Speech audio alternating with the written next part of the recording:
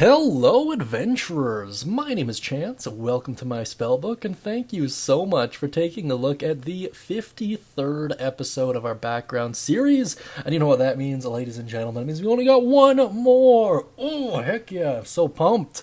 In any case, today we're talking about the Volstrucker Agent, which, thematically speaking, is probably my favorite background. Mechanically speaking, it's the Izzet Engineer, hands down. But thematically speaking, the Volstrucker Agent, definitely, 100%. In any case, the Volstrucker Agent is found in the Explorer's Guide to Wildmount, which likely means you've never heard of it before. The Explorer's Guide to Wildmount, when it was released, it didn't add a ton of content into the game, only added in a handful of spells and backgrounds, so we've covered the majority of them on this channel already, if memory serves. Like the Flock of Familiars comes from the Explorer's Guide to Wildmount, if memory serves. In any case, Volstrucker Agent, that's what we're talking about today. If this is the first of the backgrounds you're watching and you'd like to check out the other 50-odd backgrounds that Wizards of the Coast has provided to us, check out the playlist by either clicking on that little eye icon up top there or waiting until the end of this video and clicking on the end card when it appears. That being said, let's dive right into the Volstrucker Agent by first taking a look at its description. The Volstrucker are a clandestine organization of arcane assassins and enforcers in the service of the Cerberus Assembly. Their operatives bear no official title, but are referred to in hushed tones as scourgers by residents of large Dwendalian cities such as Zadash and Rexxentrum? I don't know how to pronounce that. Rexxentrum. I'm pretty sure that's how it's pronounced. In any case, long story short, you guys are arcane assassins and enforcers. Really great stuff. Reminds me of all of my Skyrim playthroughs. Ah, so nostalgic. Not to mention, like, every character I make in almost any TTRPG, so there is that too. Needless to say, these guys are pretty bad ace. In any case, let's go over their mechanics now. Under skill proficiencies, you'll see Deception and Stealth, both excellent skills for an assassin, by the way. Under tool proficiencies, you'll gain the Poisoner's Kit, which is great, languages, one of your choice, and equipment, a set of common clothes, black cloak with a hood, Poisoner's Kit, and a pouch containing 10 GP. Doesn't it just sound so cool thematically? I don't know. I love it, personally. I think it is fantastic. Now let's dive into its feature, which is called Shadow Network, and it's quite interesting in terms of how it works. You have access to the Volstrucker Shadow Network, which allows you to communicate with other members of the Order over long distances. If you write a letter in special arcane ink, address it to a member of the Volstrucker, and cast it into a fire, the letter will burn into cinders and materialize whole again on the person of the agent you addressed it to. The ink used to send a letter across the Shadow Network is the same as that used by wizards to scribe spells in a spellbook. Writing a letter in this ink costs 10 GP per page. So it's pretty pricey, but hot damn is that cool. That's amazing.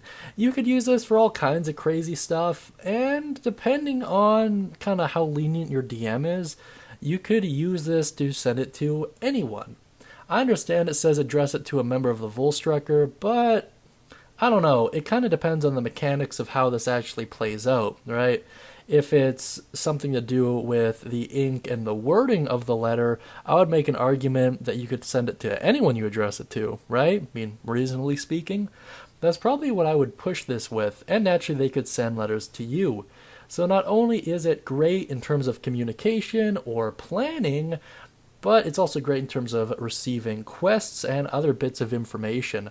Not to mention, if another member of your party is also a Volstrucker agent, that really does open up the door in terms of next level planning, and maybe even doing such things as breaking them out from prison or orchestrating large scale riots. Very interesting stuff. I just love the heck out of it. So cool, so much flavor. Mwah. Absolutely top tier chef kiss. seal of approval over this feature. Now let's get into some suggested characteristics here. For the example's personality trait, I went with I prefer to keep my thoughts to myself. Under ideal, death. The penalty for disloyalty is death. Under bond, the job is all that matters, I will see it through. And under flaw, I go a bit mad when I see blood. I really think this would be super cool for a barbarian to take, and the sight of blood would trigger their rage. I think that would be incredibly interesting, although I suppose it does kind of depend on what you mean when you say mad. Although outside of that, you'll see a very calm, reserved, and maybe even regal individual. And then as soon as things start really hitting the fan, they unleash themselves as basically the immortal equivalent of a demon. Very cool stuff, and thematically it plays so well. Man, is this a cool background. In any case, let's get to my personal thoughts about it. If you can't tell, I'm a huge fan of the Volstrucker agent. I think thematically it's great, and in terms of what the Dungeon Master has the ability to create, it really is truly insane. Visions of the Black Brotherhood from the Skyrim series really do peek into my mind. That being said, though, what an amazing, thematically flavorful background. Absolutely love it. Top tier in my opinion. Quite arguably my favorite of the entire series. However, let's look over its mechanics objectively here. Skill proficiency in both deception and stealth is incredible. Stealth is one of those weird proficiencies, or skills rather, where it's very important in almost all elements of play, from the social pillar to the combat pillar to the exploration pillar. Stealth is something that you're sure to get a ton of mileage out of, and if your stealth is poor, odds are the rest of the party is kind of going to look down on you when it comes time to be sneaky. That being said, deception is great when we're talking about close call scenarios and diffusing tense situations. The Poisoner's Kit tool proficiency is also great, as it lends a way to deal additional damage and create some interesting scenes, and maybe even skip combat encounters altogether, depending on how things go down. Having a language of your choice is nice as well. It's not restricted, but it's safe to assume you can't pick from exotic languages such as Abyssal and Celestial, but even outside of that, chat with your DM and see what language you might gain the most benefit from. And under the equipment, the black cloak with a hood rather, so cool, so flavorful. The fact that it specifically addresses that is pretty telling as to what kind of a character you're going to typically be. And, the Poisoner's Kit is nice as well. It is kind of bothersome when you have tool proficiencies, but not the tool itself. It's kind of a bummer. Now looking at its feature, absolutely amazing. Top tier in terms of storyboarding, in terms of lore building, and in terms of providing that guiding hand that a lot of DMs really do struggle to give. So I like it. Mechanically, in terms of benefits to the party, you're very much at the mercy of the Dungeon Master, and that can be a good thing as well as a terrible thing, so it might be worth fleshing it out with them in advance to kind of see what vibes they're giving off regarding it. And its characteristics, of course, are really neat. There's a lot of flavor text regarding the Volstrucker agent and regarding the Cerberus Assembly in general, so if you want to look into that lore, feel free to dig into it. That being said, let me know what you think of the Volstrucker agent down beneath in the comment section. Be sure to mention any thoughts, questions, comments, or concerns you have regarding them, and of course, if you have any cool stories or ideas, feel free to share those down beneath as well.